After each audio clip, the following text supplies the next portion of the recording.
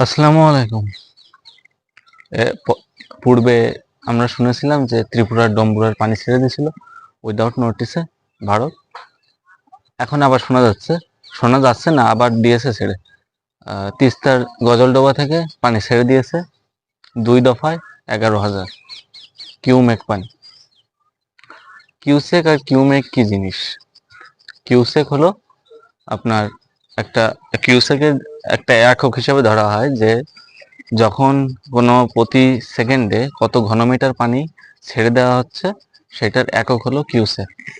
এখন এখানে যদি বলা হয় 28.31 লিটার পানিকে আপনার বলা হয় 1 কিউসেক, এবং 35.31 লিটার 35.31 কিউসেককে 1 কিউমেক বলা হয়।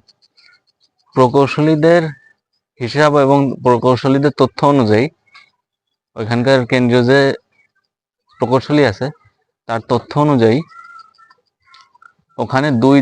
ওখানে স্বাভাবিক, অন্য সময় মতন স্বাভাবিক পানি বাড়তেছে 2,263 কিউসেক পানি বা কিউমেক পানি, সরি। আর সেখানে আমাদের এখানে ছেড়ে দিছে 2 দফায় 11,000 কিউসেক পানি। এখন আমাদেরকে পানি দিছিল, আমরা তাদেরকে অতিথি আপ্যায়ন করে তাদেরকে ইলিশ পাঠালাম। নিজের দেশের মানুষ ইলিশ খেতে পারে না, কিন্তু ইলিশ পাঠাইলাম। হ্যাঁ, ইলিশ খেতে পারে, কি ইলিশ খেতে পারে ধরতে বা ছুঁতেও তো পারে না। যেটা 250 টাকা থাকার কথা অন্য সময়, সেটা এখন 450-500। তারপরে যদি বাজারের কথা বলা হয় 1600 থেকে, পাইকারি বাজার যেটা 1600 টাকা থেকে 2,000।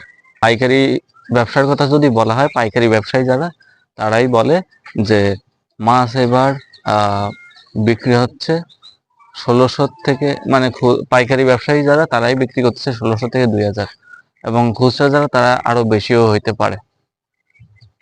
তো তারা আমাদেরকে প্রথমে ত্রিপুরার ডম্বুরার পানি দিল, আমরা তাদেরকে ইলিশ দিলাম।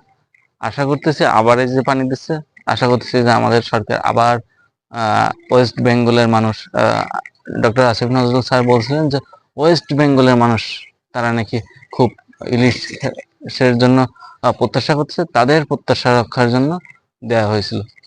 আবার ওই জন্য পানি দিচ্ছে যাতে আবার পাঠাইতে পারি।